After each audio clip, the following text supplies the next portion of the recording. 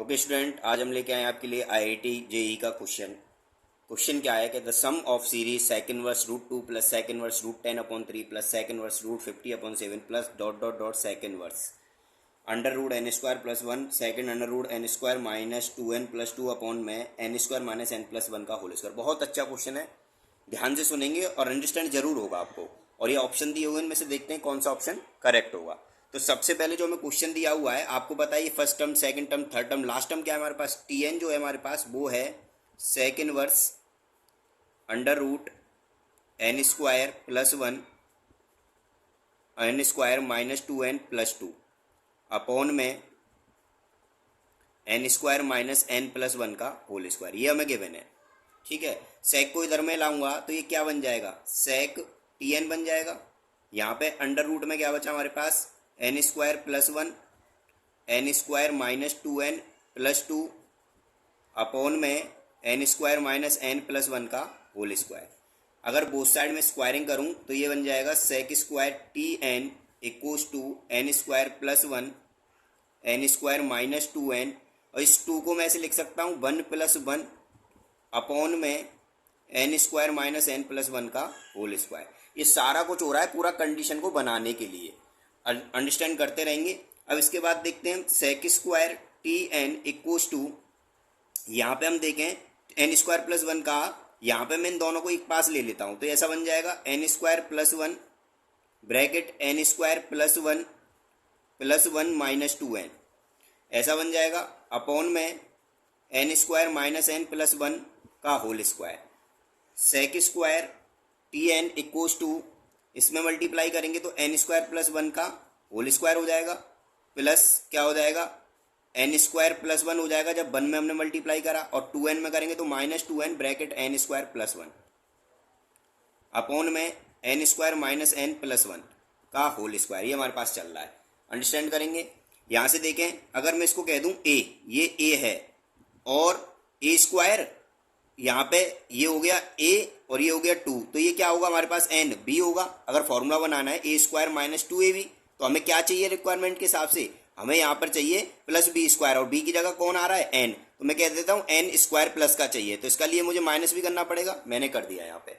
इतनी बात क्लियर होगी। अब ध्यान से देखेंगे, यहाँ पे ये हो गया सेक स्क्वायर टी एन चल रहा है, यहाँ पे देखो a square plus b square minus 2ab, तो ये किसका फॉर्मूला बन गया, ए माइनस बी का होल स्क्वायर। इसके बाद चेक करें क्या क्या बच गया, plus n square plus one बचा और माइनस का एन स्क्वायर बचा, अपॉन में क्या आ गया जो चल रहा है n square minus n plus one का होल स्क्वायर। आई होप ये बात क्लियर होगी, इजीली तरीके से मैंने समझाया आपको, ठीक है। तो यहाँ पे देखो एन स्क्वायर से एन स्क्वायर कैंसिल हो गया, ठीक है। अब इसके बाद देखो मैं क्या करता हूँ, मैं इसको सेपरेट करूंगा। सेपरेट कैसे करते हैं, sec square t n equals to, ये एक टर्म है और एक टर्म हमारे पास वन बचा है, इसके अपॉन में इसको लाएंगे तो ये दोनों देखो सेम है, जब अपॉन में इसके सेपरेट करूंगा तो यहाँ क्या हो जाएगा, ये वन हो जाएगा, प्लस यहाँ क्या बचेगा वन अपॉन में ये complete n square minus n plus one का होल स्क्वायर। आई होप ये बात क्लियर होगी आपको। अब देखो सेक स्क्वायर दिख रहा है, इस सेक स्क्वायर को मैं ऐसे लिख सकता हूँ, यहाँ पे सेक स्क्वायर एक्स क्या होता है, one plus tan square x, और एक्स की जगह क्या आता है t n equals to one plus one upon n square minus n plus one का होल स्क्वायर। इस वन से ये वाला वन कैंसिल हो गया, तो हमारे पास जो फॉर्म बची वो बची tan square t n equals to one upon n square minus n plus one का होल स्क्वायर, ऐसा बचा। तो यहाँ से स्क्वायर लगा हुआ है तो टेन टी बचेगा, tan t n equals to one upon n square minus n plus one.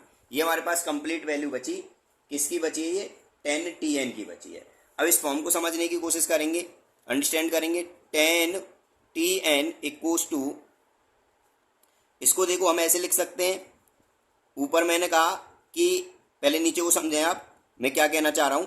ये यहाँ पे देखो वन प्लस ले लिया पहले, इनमें से कॉमन कौन है एन, अंदर क्या बचेगा एन माइनस वन, तो मैं इस वन को ऐसे लिख सकता हूं n plus one minus n. आप ध्यान से देखो n plus one minus n, n से एन कटेगा तो क्या आ जाएगा, ऊपर बना जाएगा, और नीचे वाला मैंने बनाती दिया आपको, तो ये बात क्लियर होगी। तो ये फॉर्मूला बनाने की बात कर रहे हैं, फॉर्मूला, ताकि हमारा कंप्लीट फॉर्मूला बन जाए। अब यहाँ पे अगर हमारे पास कुछ थोड़ा बहुत भी फर्क आता है तो हम उसको कैसे चेंज करेंगे तो समझेंगे। Tan t n equals to, हमारे पास n n-1 चाहिए, तो देखो यहाँ पे हम इसको ऐसे लिख सकते हैं, यहाँ पे जो हमारे पास दिया हुआ है मैं इसको ऐसे लिख सकता हूँ, n माइनस कॉमन ले लिया तो ये क्या हो जाएगा, n-1 हो जाएगा, अपॉन में 1 प्लस n ब्रैकेट n-1। आई होप ये बात क्लियर होगी। अब इसके बाद देखो ये जो हमारे पास कंप्लीट आइडेंटिटी बन गई है, अगर 10 को मैं उधर ट्रांसफर करता हूँ तो टी एन इक्वल टू क्या हो जाएगा, यहाँ से tan inverse n minus bracket n-1 upon 1 plus n-1। तो ये फॉर्मूला तैयार कर दिया हमने, tan inverse x minus by upon 1 plus x by. तो ये आइडेंटिटी बन के आ गई tan inverse x minus tan inverse by. ये हमारे पास आइडेंटिटी बन के आ गई हमारे पास कंप्लीट। तो आई होप ये बात क्लियर होगी। अब हमें क्या निकालना है इस सीरीज में, हमें निकालना था इनका सम क्या होता है एस एन। अब थोड़ा अंडरस्टैंड करना, ये 10th क्लास से लेके 11th-12th तक का है, आप बात को समझेंगे। आपको पता होगा जो S1 होता था वो किसके इक्वल होता था, T1 के, और S2 किसके इक्वल होता था, T2 माइनस T1 के। S3 किसके इक्वल होता था, T3 माइनस T2 के। यही होता था हमारे पास। अगर मैं इसी बात को ऐसे बोल दूं, एस एन इक्वल टू क्या होगा, एस एन इक्वल टू क्या होगा, एस एन में से एक लास्ट टर्म माइनस करेंगे तो -1 ही तो करेंगे। जैसे हम S3 ले रहे थे तो T3 माइनस T2 कराता है, सिमिलरली SN अगर करें तो SN माइनस क्या होगा, SN माइनस SN-1 होगा। और इस फॉर्म को अगर आप ध्यान से देखें तो क्या उसी की फॉर्म बन रही है कि नहीं बन रही है हमारे पास। इस सीरीज को अगर हम ध्यान से देखें तो उसी की फॉर्म बन जाएगी कि नहीं बन जाएगी क्लियरली। दूसरा प्रोसीजर क्या है, हम डायरेक्ट कह सकते हैं यहाँ पे जो हमारे पास फॉर्म आने वाली है SN क्या हो जाएगा हमारे पास, SN हो जाएगा ओनली tan इनवर्स n। हम डायरेक्ट कह सकते हैं इस बात को, SN क्या हो जाएगा हमारे पास यहाँ से tan इनवर्स n हो जाएगा। दूसरी थिंग क्या है, दूसरी समझेंगे, अगर मैं n की जगह यहाँ वैल्यू रखूँ, इसी बात को कर रहा हूँ मैं आगे, n की जगह मैं 1 रखूंगा, 2 रखूंगा, 3 रखूंगा, डॉट डॉट डॉट टर्म्स रखूंगा, तो यहाँ पे देखो T1 जो टर्म है मेरे पास क्या आ जाएगा, tan inverse 1 minus tan inverse 0 ये आएगा।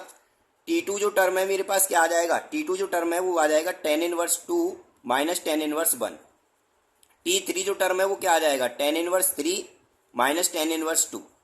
ये ऐसे चलता रहेगा, यहाँ तक कहाँ तक आएगा, ये tan इनवर्स n से लेके tan इनवर्स n-1 तक आएगा।